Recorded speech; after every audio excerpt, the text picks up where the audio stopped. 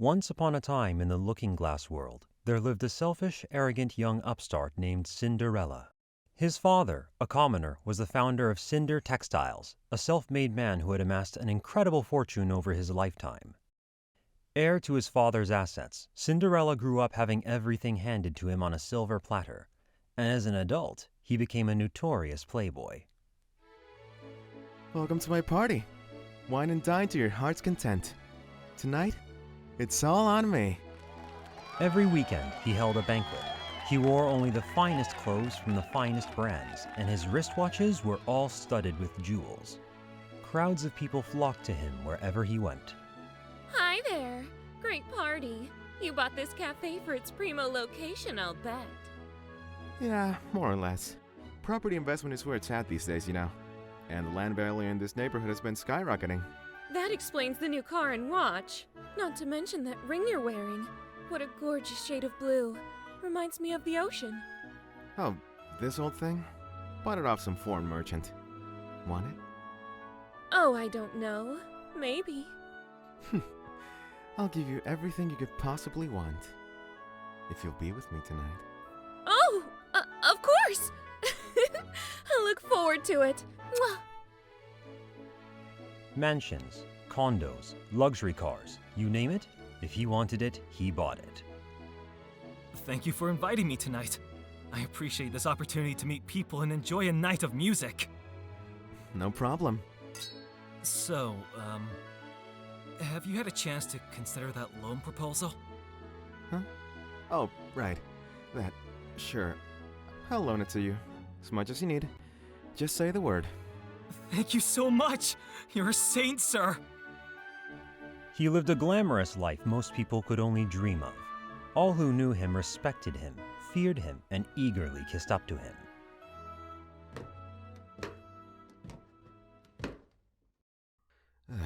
Hey, Snow! Gretel! Huh? What do you need? There you are, Snow. Listen here, you little twerp. Quit slacking off!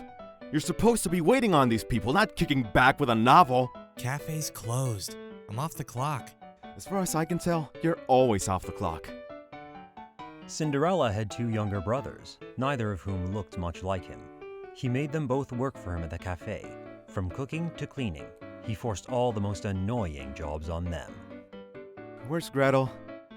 Beats me. Probably cooped up in the kitchen making desserts. Bacon again, huh? I wish he'd funnel that passion into his work. Maybe then we'd turn a profit.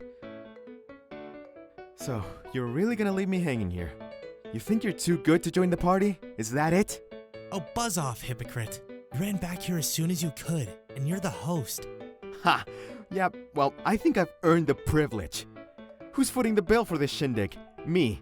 Who owns this house? Me. I've got the money, so I make the rules. Yeah, whatever. Besides, I enjoy how flustered they get whenever I disappear. They're only here to mooch off of me anyway. Give me a ring, give me a loan.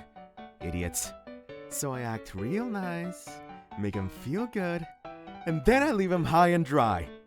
The looks on their faces, I tell ya, priceless. You're such an ass.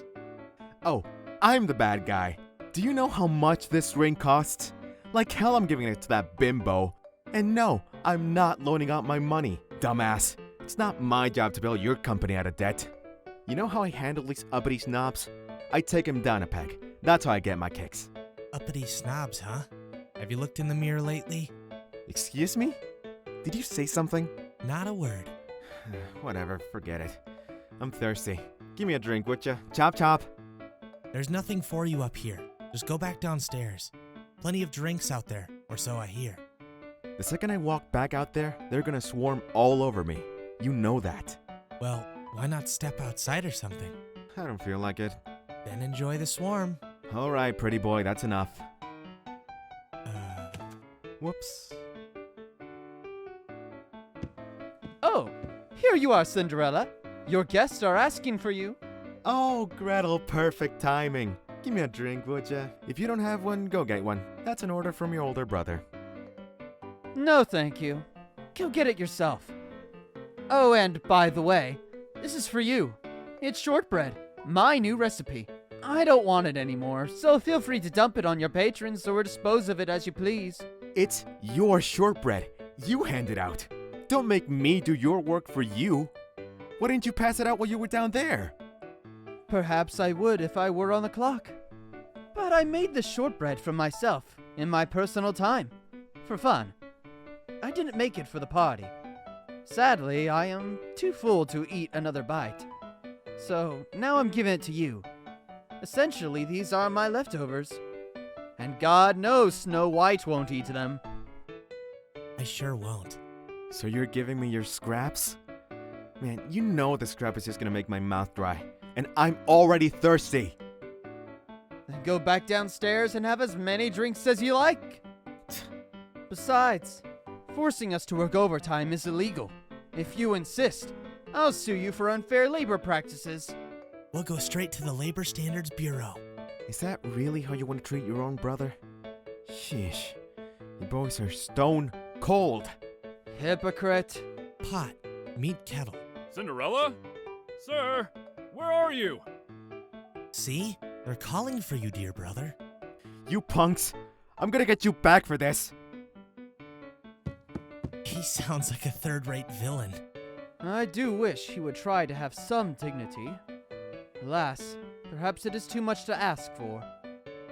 His heart, his money, his life, all the color in his world had faded to an ashen gray, and they called him Cinderella. Anyway, I see you got stuck with the shortbread. Oh, crap.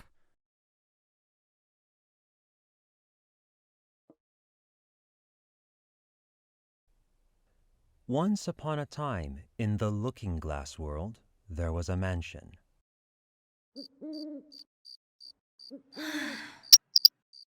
It was nearly midnight, and all the good boys and girls were meant to be in bed. But as I was decidedly not a good girl, that night found me sneaking around the mansion in the dark. Arriving at the door, I reached for the knob. Poppy? Where might you be off to? I don't reckon it's safe for a bird like you to be out wandering the streets at night. Ah! I yelped in surprise at the sudden voice behind me. The voice could only belong to one person. After all, he was the only other resident in this house. What's the matter, Kaguya? Why are you stopping me? Smiling nervously, I turned to face my loyal servant, Kaguya, who grinned back. It's obvious, isn't it? I'm your humble servant, aren't I? So I've got to look out for your safety, Poppet. In case you're wondering, Poppet is a term of endearment that means something to the effect of sweetheart. While I'm at it, bird means girl, and in it is how he says isn't it. Dialects are fun. I'm not going to put myself in danger. I'm just stepping out for some fresh air. Admittedly, this excuse probably would have been more credible if I hadn't been carrying a large suitcase in one hand. Oh, I can see that. The duration, you see, is the part I'm concerned with. Don't worry, I'll come right back. I'm just going for a walk. Yeah, that's it. A walk? That lasts several days by the looks of it? Come off it. You run away from home, you are. Kaguya walked right up to me and snatched my suitcase away. I'm not running away. I'm just leaving for a while, that's all. Kaguya was generally a patient man, and my voice faltered in the face of his sudden naked fury. I fail to see how that's any different, Poppet. His smile didn't reach his eyes. Instantly, I knew he was going to do everything in his power to stop me, but I couldn't possibly back down, and so, clasping my hands together, I pleaded like my life depended on it. Please, Kaguya, let me go! Silence fell between us. When I finally opened my eyes again, Kaguya heaved the world's biggest sigh. Let me guess. This has got something to do with that arranged marriage, hasn't it? What arranged marriage, you ask? Let's rewind to a few days ago. It all started one fine afternoon. What's this? Kaguya handed me a hot cup of tea, along with a mysterious manila folder. An outline of your prospective fiancé. Description, photograph, family history, and all that jazz. Since when do I have a fiancé? Sure enough, the folder contained a photo of a man I'd never met, as well as his personal records. Well, it's not set in stone yet, is it? Just a potential suitor, really. Interesting. Somehow it didn't feel real. Truth be told, I didn't know the first thing about arranged marriage. I gazed at the photo. There, the man was depicted holding a long stick of some kind. A billiard cue, perhaps? Why isn't he looking at the camera? This was the first question that came to my mind. In fact, the man in this photo scarcely seemed to have noticed the camera at all. Granted, this was my first experience with a prospective fiancé, as it were. But weren't they supposed to try a bit harder to look presentable? Oh, well, it's a paparazzi photo, see? You took this without his permission? You do realize he could sue you for that, right? I looked up to find Kaguya smiling innocently. Not to worry, he hasn't tracked me down yet, eh? Oh, so it's okay as long as you don't get caught? There were so many things wrong with that statement, I could have kept going. But I had a feeling I'd only end up giving myself an ulcer. My gaze fell back to the documents. All of his personal information was listed there, from his full name to his address. What sort of man is he, this Cinderella? I don't have all the details myself, but I'm told he's something of an arrogant fop. I had a feeling Kaguya probably shouldn't have let that slip, but he didn't seem all that bothered. I stared at him. He smiled sheepishly. Poppet, you're not a little girl anymore. You do have the right to say no if you want. But they don't want me to say no, do they? Well, no, of course not. And the bloke's loaded by the looks of it, so if all goes well, we'd be set for life. At this, I promptly dropped the folder back onto the table. Okay, that settles it. I'll meet with him and have the marriage talk. Oh, excellent. And that brings us to tonight. I thought you'd already made up your mind anyway. I said I'd talk with him. I never said I was ready to marry him. If you ask me, people don't generally have marriage talks without the intent to marry. I know that. In fact, it practically sealed the deal. I came from a fairly wealthy family myself, but from the sounds of it, our fortune was merely a drop in the bucket compared to his. And I knew our families wouldn't attempt to arrange this marriage unless there was some foreseeable benefit for both sides. So I wasn't about to throw it all in the trash just for my own convenience. Not when I knew they were all counting on this working out. Meanwhile, Kaguya tilted his head at me. Then what is it? Ah, maybe I shouldn't have called him a snobby, overbearing little posh boy. You never said any of that. At this point, it's practically slander. Didn't I? Funny. He was clearly playing dumb, of course. Why was he so eager to trash talk this Cinderella guy anyway? I cleared my throat. Listen here, Kaguya. I don't approve of you bad-mouthing someone you've never even met, nor do I approve of gossip. That's why I've decided to see for myself exactly what sort of person he is. Poppet. Kaguya's smile weakened a fraction of an inch, so I pressed on. I know you'll get in trouble for this, and I'm sorry, but I can't stay here. If I don't do this, I just know I'm going to regret it for the rest of my life. I can't marry a stranger. I need to learn more about him first.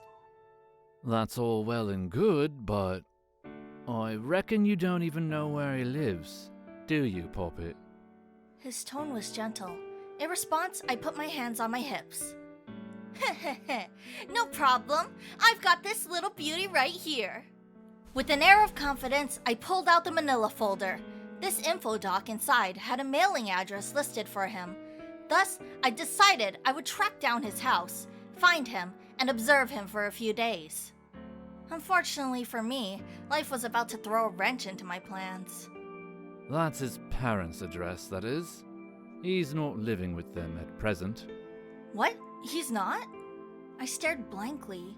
Nowhere in this folder did it say he was living somewhere else. This meant, of course, that my plan was sunk. After a long moment of silence, Could you tell me where he's staying now? I put on my best puppy dog eyes. I reckon there's not a man alive who could withstand your sweetness, Poppet. Certainly not me. Thank you, Kaguya! And so, it was that Kaguya joined me on my nighttime excursion.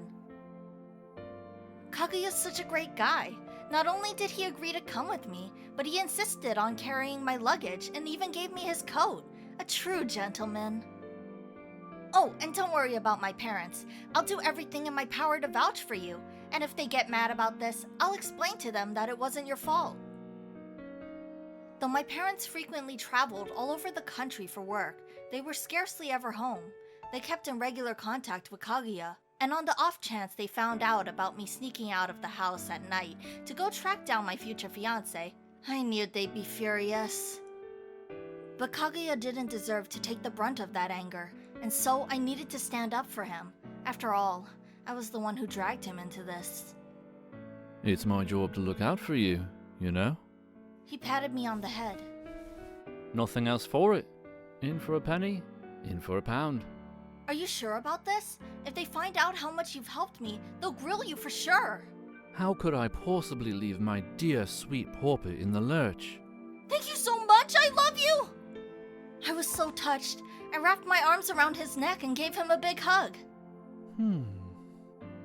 He stroked my back like he was consoling a child. This was precisely why I liked him so much.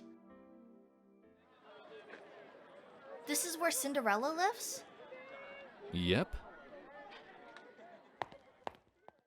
With Kaguya leading the way, we soon arrived at the shopping district. With its high altitude that kept things nice and cool in the summertime, the Looking Glass World was a popular resort location. The shopping district in particular was quite sophisticated. The main street was lined with museums and other historical buildings, and there were plenty of shops and cafes for the tourists. That said, they were all closed by now, as you'd expect from a sleepy little town like ours. It's so lovely! Stay close now. Yes, sir! I dashed out into the middle of the street and twirled around, giddy with excitement. The town's so pretty at night! Though the shops were all closed, there were still lights on in a few windows. But that wasn't the only light, of course. There were also street lamps, as well as the moon and stars shining down on us from high above. Right you are. Nice and lively during the daytime, to be sure, but I much prefer the peace of night myself. Behind me, Kaguya chuckled at my antics. Indeed, the shopping district was enjoyable at any hour of the day. I turned to respond. Ah! Whoops. Before I could catch myself, I slipped and promptly face-planted onto the ground. Poppet! Oh, that was painful. And by painful, I mean painfully embarrassing. Are you alright? Kaguya rushed over to me and helped me to my feet. Thank you. Are you hurt? Are you bleeding? No, I'm fine. My body ached from the impact, but otherwise I was fine. No cuts or scrapes. You're not fine at all. Look at this. Your pretty dress is all mucked up. He brushed the grime from my clothes. I couldn't see much out here in the dark, but evidently the dirt stains were especially noticeable on the white fabric of my dress. Oh, it's no big deal. It'll come out in the wash. Give me your hand. I did as requested, and he rubbed my palm clean with a handkerchief. Now your handkerchief is gonna be all grimy! Doesn't put me out one bit. It's what it's there for, isn't it? Alright, good. No cuts or bruises. Thanks, Kaguya. He patted my head. Anytime, sweetheart. Now, try not to give me a heart attack, could you? Yes, sir! That's my good girl. Let's take things a bit slower from here, why don't we? Without hesitation, Kaguya took me by the hand and led me down the street. And that's how we found ourselves standing outside a fancy brick building. What is this place? I had a feeling I knew the answer, but decided to ask anyway, just in case. Wouldn't want to bust down the wrong person's door after all. This is Cinderella's cafe. He lives on site. Whoa, No, that's crazy! I'm impressed he started a business at such a young age. My interest in Cinderella instantly skyrocketed. That info doc hadn't mentioned anything about a cafe. Clearly, I made the right choice in coming here to see him for myself. Or so I thought, until... Heard he bought it off someone for cheap as chips. Kaguya unceremoniously killed my hype. Well, it's still really cool that he's running the place all on his own. I dug in my heels. No, he's got other people running it. Apparently he spends his time messing about elsewhere. And so my dreams were summarily crushed. Instantly, my mental image of Cinderella transformed from a working-class hunk to an upper-class snob. I hastily shook the thoughts from my mind. After all, it wasn't right to jump to conclusions about someone I'd never even met. Jeez, Kaguya, you must really have it out for this guy. Not really, honestly. He shrugged his shoulders, chuckling. Kaguya was normally a pretty nice guy, but for some reason, all compassion went out the window when it came to Cinderella. I almost wanted to ask him if he was jealous, but I had a feeling he'd probably just dodge the question. I knew all of his usual tactics. Hoping to switch gears, I glanced back at the cafe. There was no sign out front, so it was kind of hard to tell it was a cafe at all. The lights were on, suggesting the place was still open, and I could faintly hear classical music playing over the low murmur of voices. Are they holding some kind of event here? Brimming with curiosity, I approached the front window. Don't expect me to bail you out if you get caught, yeah? I'll be fine. I slowly peered inside the building. Evidently, there was some sort of party going on. People were dancing, drinking, and generally having a good time. Now, which one of them is Cinderella? I scanned the guests, looking for the man from the photograph. Unfortunately, I had next to no confidence that I could pick him out from the crowd. Yeah, maybe not. I sighed. What are you doing?